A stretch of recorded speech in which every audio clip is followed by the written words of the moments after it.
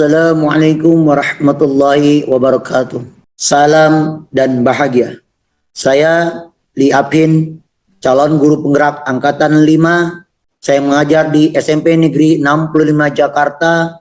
Bidang studi yang saya ampu, pendidikan agama Islam dan budi pekerti. Untuk tugas demonstrasi kontekstual ini, saya mendapat tugas yakni mewawancarai 2 atau sampai 3 kepala sekolah. Dan itu telah saya lakukan di hari kemarin. Adapun dalam wawancara saya dengan 3 kepala sekolah tersebut, tentunya dengan 8 pertanyaan yang kami ajukan kepada para kepala sekolah yang saya wawancarai, ketika saya melihat dalam wawancara itu, ketika ada kasus tentang dilema etika, maka para kepala sekolah itu langsung memberikan putusannya di kasus itu. Ketika saya mewawancarai mereka, mereka langsung memberikan keputusannya berdasarkan rata-rata dengan rasa peduli, dengan rasa kasihan, dengan hati nurani mereka, dan juga mereka melihat dengan aturan atau legalnya seperti apa dalam penyelesaian kasus-kasus itu, terutama kasus-kasus tentang peserta didik ataupun murid. Begitu juga dengan para Bapak Ibu guru yang mengajar di sekolah tersebut. Tentu dari beberapa pertanyaan wawancara yang saya ajukan, hal yang menariknya adalah para kepala sekolah berprinsip bahwa keputusan itu harus cepat. Artinya ketika dalam menyelesaikan suatu kasus, maka harus ada keputusannya secepat mungkin agar kasus ini tidak berlarut-larut atau berlama-lama. Di dalam hal ini kami juga mempelajari tentang 4 paradigma, 3 prinsip, dan 9 langkah dalam pengambilan keputusan sebagai seorang pemimpin. Nah, ketika kami mempelajari teori itu dan hasil wawancara kami kemarin dengan 3 kepala sekolah, wawancara saya dengan kepala sekolah, hasilnya setelah kami melihat, saya belum menemukan ada kepala sekolah yang menggunakan 4 paradigma, 3 prinsip, dan 9 langkah dalam pengambilan keputusan. Artinya rata-rata kepala sekolah yang saya wawancarai mengenai kasus dilema etika, mereka menyelesaikannya dengan rasa peduli, rasa kasihan, hati nurani, dan juga memandang bagaimana selain mereka dengan rasa peduli, rasa kasihan, hati nurani, para kepala sekolah juga melihat ini kasusnya kasus apa, urgen atau tidak. Apabila terjadi urgen sama urgen, maka kepala sekolah memilih yang paling urgen atau top urgen, tentu dengan melihat beberapa rangkaian. Artinya uji legal, uji intuisinya mereka uji. Di sini mereka banyak menguji dengan uji intuisi ketimbang uji legal atau uji regulasi itu sendiri. Itu hal-hal yang saya temui ketika saya mewawancarai para kepala sekolah itu. Dari hasil wawancara saya dengan 3 kepala sekolah itu, rata-rata menjawab semua pertanyaan dalam pemecah itu hampir sama. Artinya ketika dikaitkan sama saja, mereka selalu mengatakan ketika ada kasus, maka mereka lihat yang paling prioritas dulu. Terus menyelesaikan kasus itu dengan rasa peduli dan rasa kasihan. Contoh, misal ketika ada seorang guru yang memohon izin ke kepala sekolahnya karena anaknya sakit atau orang tuanya sakit, maka si kepala sekolah tersebut memberikan izin. Artinya memberikan izin guru tersebut untuk menemani orang tuanya, untuk menemani anaknya. Nah, ini putusan yang kepala sekolah tersebut ambil berdasarkan rasa kasihan, hati nurani, atau kepedulian. Itu yang diambil keputusannya. Dan di dalam membuat keputusan itu juga, para kepala sekolah tentu akan meminta, memohon bantuan atau dukungan dari para wakil, kepala tata usaha atau kasatlag, guru-guru senior atau guru-guru yang berpengaruh atau teman-teman dekat si orang tersebut, anak tersebut.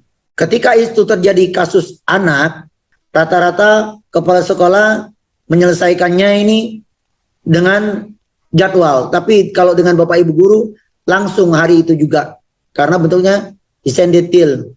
ya, karena ini penting langsung kepala sekolah menyelesaikan saat itu aja. Tapi kalau berhubungan dengan anak, kepala sekolah kebanyakan menggunakan jadwal untuk memberikan suatu putusan. Dan banyak orang yang diajak terlibat. Kalau dalam kasus anak, ada orang tuanya, ada guru BK, ada wakil di sana, ada guru senior, ada wali kelasnya. Kepala sekolah yang saya wawancari kemarin memberikan hasil wawancaranya kepada saya dengan 8 pertanyaan. Lantas, kepala sekolah itu mengukur efektivitasnya dalam pengambilan keputusan. Mereka hanya mengacu dengan intuisi atau dengan rasa kepedulian itu, ketika itu langsung mereka langsung memberikan putusan itu dengan pertimbangan para bapak ibu wakil. Artinya para kepala sekolah tersebut belum mengukur dengan atau dengan 3 prinsipnya atau dengan 4 paradigmanya. Mereka belum mengukur jangka panjang dan jangka pendek. Dan dengan 3 prinsip itu juga para sekolah belum melihat yang mereka inginkan ini hasil akhir atau cuma rasa kepedulian itu. Tapi rata-rata kepala sekolah yang saya wawancarai berbasis rasa kepedulian. Itu 3 prinsip yang mereka pegang. Adapun 99 kan tetap mereka menentukan, melihat fakta-fakta dulu, mengumpulkan faktanya. Setelah faktanya terkumpul, ini faktanya, langsung mereka memanggil orang-orang yang terlibat dan orang-orang sekitar dianggap penting atau perlu untuk mendukung agar putusan ini terjadi atas nilai-nilai kebajikan tentunya. Walaupun tidak menggunakan full 4 paradigma, tidak menggunakan full 3 prinsip atau 9 langkah, namun para kepala sekolah ini membuat suatu keputusan. Mereka mempertimbangkan nilai-nilai kebajikan atau nilai-nilai moral yang ada di sana, baru keputusan itu dikeluarkan atau diterbitkan oleh kepala sekolah tersebut. Satu hal lagi yang menarik yang mereka katakan adalah sebuah keputusan yang mereka keluarkan tentu tidak akan bisa membuat semua pihak setuju atau ikut dengan putusan aturan itu. Namun itulah uniknya menjadi seorang pemimpin. Setelah saya mewawancari kepala sekolah, 3 kepala sekolah tersebut, karena mereka berbincang di perbincangan kami, mereka pun bertanya, apa sih 4 paradigma itu? 4 paradigma itu diantara lain adalah individu lawan masyarakat, rasa keadilan lawan rasa kasihan, kebenaran lawan kesetiaan, dan jangka panjang dan jangka pendek. Sedangkan 3 prinsip itu, apa kata mereka 3 prinsip itu? 3 prinsip itu yang pertama berbasis hasil akhir, terus berbasis rasa peduli, dan yang selanjutnya adalah berbasis pada peraturan. Mereka bertanya, bagaimana atau apa 9 langkah dalam pengambilan keputusan yang kami pelajari? Tentu kita menentukan nilai-nilai yang saling bertentangan. Kalau ada bertentangan berarti di sana ada nilai-nilai dilema etikanya di sana. Itulah yang kita harus membuat 9 langkah keputusan, menentukan siapa yang terlibat, mengumpulkan fakta-fakta, pengujian benar atau salah yang dilakukan dengan beberapa tahap, uji legal, uji intuisi, uji publikasi, uji panutan atau uji idola atau dan uji regulasi. Itu uji-uji yang di 9 langkah tersebut. Lantas saya katakan itu juga ada pengujian paradigma benar atau salah. Terus melakukan prinsip resolusi dan investigasi opsi trilema, atau ada nggak opsi lain selain opsi ini. Baru itu kita buat keputusan. Setelah buat keputusan pun kita harus merefleksikan keputusan yang kita buat ini mengandung nilai-nilai kebajikan universal atau tidak. Jadi semua kepala sekolah yang saya wawancarai, mereka mempunyai persamaan ketika dalam mengambil keputusan. Artinya dari 3 kepala sekolah yang saya wawancarai, mereka dalam paradigma itu mengambil satu paradigma, yaitu rasa keadilan lawan rasa kasihan. Sedangkan di dalam 3 prinsip mereka menggunakan prinsip rasa peduli atau hati nurani mereka yang mereka berikan. Nah, kalau di dalam 9 langkah mereka mengumpulkan fakta, menentukan siapa yang terlibat, terus uji regulasi, uji intuisi. Itu yang mereka lakukan. Dan juga mereka membuat keputusan. Setelah membuat keputusan itu, dari 3 kepala sekolah, mereka tidak melakukan refleksi lagi. Menurut para kepala sekolah itu, asalkan keputusan yang kita ambil mengandung nilai-nilai kebajikan universal, maka itulah yang kita ikuti. Karena kata mereka, sebuah keputusan tidak akan bisa memuaskan untuk semua pihak. Rencana mereka ke depannya setelah hasil wawancara kami, setelah kami diskusi dengan mereka, para pemimpin ini berusaha ingin mengembangkan dirinya agar bisa menangani kasus-kasus dilema etika dengan bujukan moral itu berbeda. Karena dilema etika ini adalah benar lawan benar, sedangkan bujukan moral itu benar lawan salah. Ini yang mereka katakan kepada kami. Nanti ke depannya kami sebagai pemimpin, kami akan berusaha untuk terus belajar, memperbaiki agar hasil atau keputusan yang diambil itu berbasis hasil akhir juga, berbasis jangka panjang dengan jangka pendeknya. Artinya menuai nilai-nilai kebajikan, walaupun memang keputusan itu tidak dapat membuat semua orang puas, tapi mengandung nilai-nilai kebajikan, nilai-nilai moral yang dijunjung tinggi dalam pengambilan keputusan itu. Ketika para kepala sekolah ini kami wawancarai, mereka mengambil atau mengukur efektivitas pengambilan keputusan mereka itu adalah di saat mereka ngambil, mereka melihat kasus ini. Seperti apa urgennya kasus ini, seperti apa pentingnya kasus ini. Nah, di situ melihat ketika kasus ini mereka anggap sangat penting, harus diselesaikan, maka langsung mereka selesaikan. Tidak menunggu waktu lama, saat itu, detik itu juga diselesaikan.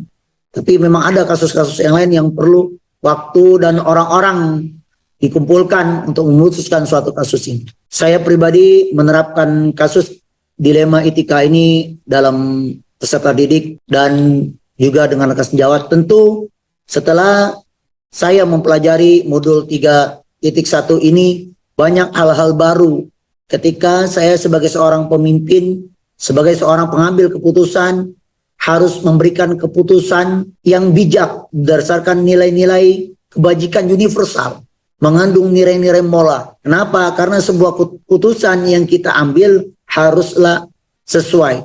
Tentu sebelum kita mengambil keputusan, saya akan melihat fakta-fakta yang ada. Fakta apa saja yang terdapat di dalamnya. Yang pertama jelas adalah harus melihat apakah ada nilai-nilai yang saling bertentangan di kasus atau situasi tersebut. Itu yang nilai pertama ketika saya jadi seorang pemimpin yang harus saya lihat. Kalau tidak ada, berarti ini adalah bujukan moral. Benar atau salah. Maka putusannya kita sesuaikan dengan aturan atau kode etik yang ada. Tapi ketika dia berbentuk dilema etika, maka kita harus melihat lagi, yaitu kita akan berlangsung ke langkah yang kedua.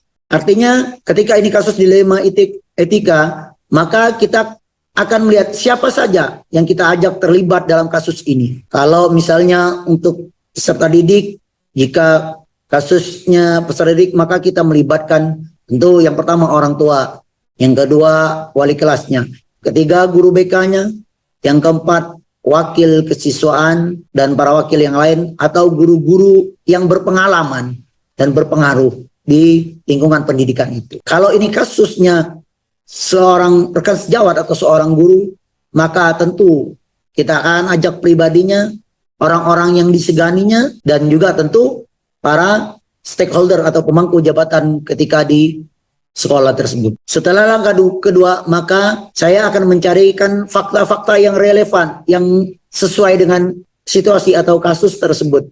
Saya akan mengumpulkan fakta-faktanya dari beberapa orang tentang kasus A, dia bergos kasus ini, maka saya akan mengumpulkan fakta-fakta yang relevan dari temannya, teman bermainnya, teman dekatnya, atau teman yang sering berbarengan dia. Begitu juga ketika itu terjadi dengan diri seorang rekan sejawat kita atau guru yang terjadi kasus itu, maka teman-temannya dulu yang kita tanyakan, apa sebenarnya yang terjadi, bagaimana. Itu fakta-fakta yang nanti ini akan menjadikan sebuah rujukan untuk kita putuskan apakah ini termasuk dilema etika ataukah bujukan moral. Setelah itu kita kumpulkan, maka kita perlu sebuah pengujian. Yang pertama adalah kita adalah uji legal. Apakah ada aspek pelanggaran hukumnya di kasus ini atau tidak? Harus kita uji legalnya. Yang kedua, kita harus uji regulasinya. Kenapa kita perlu uji regulasi? Karena ini adalah profesi seorang pendidik, maka harus kita uji dengan kode etik. Adakah pelanggaran kode etik di sana? Terus kita uji dengan diuji intuisi. atau berdasarkan perasaan kita, dan uji publikasi atau halaman koran, serta yang terakhir adalah langkah yang kelima, kita akan uji panutan atau uji idola. Bagaimana menurut panutan atau pimpinan orang yang lebih tinggi memandangi kasus ini dalam benak mereka.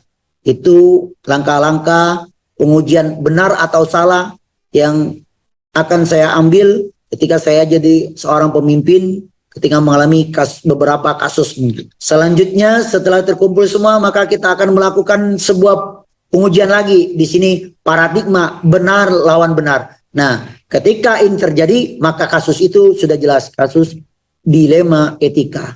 Karena ada dilemanya, keputusan yang kita ambil ini, maka bapaknya yang meninggal. Kalau kita ambil yang ini, maka ibunya yang meninggal. Inilah yang harus kita uji. Paradigma benar ini, maka yang selanjutnya itu kita melakukan prinsip resolusi atau 3 prinsip. Nah, di 3 prinsip inilah kita melihat kasus ini seperti apa. Mau kita pakai prinsip berbasis hasil akhir, atau berbasis aturan, atau berbasis rasa peduli. Nah, di 3 prinsip ini kita gunakan sebaik mungkin agar kasus tadi menjadi sebuah keputusan yang mengandung nilai-nilai kebajikan universal, nilai-nilai moral, dan dapat kita pertanggungjawabkan tentunya setelah keputusan ini kita putuskan. Jangan lupa juga ketika kita atau saya menjadi seorang pemimpin, saya akan mengadakan investigasi opsi 5 atau ada kalau tidak menggunakan opsi ini, maka kita menggunakan opsi yang lainnya. Kalau masih ada dan bisa menggunakan opsi yang lain, maka opsi yang lainnya kita gunakan. Tentu kita memandang dengan efektif dan efektivitasnya waktu untuk penyelesaian kasus ini dan berbagai hal-hal yang lainnya, agar kita bisa menentukan juga ke arah mana kasus ini akan terjadi keputusan. Akankah kasus ini menghasilkan sebuah hasil yang mengandung nilai-nilai kebajikan universal atau nilai-nilai moral? Yang ke-8, saya akan memberikan putusan.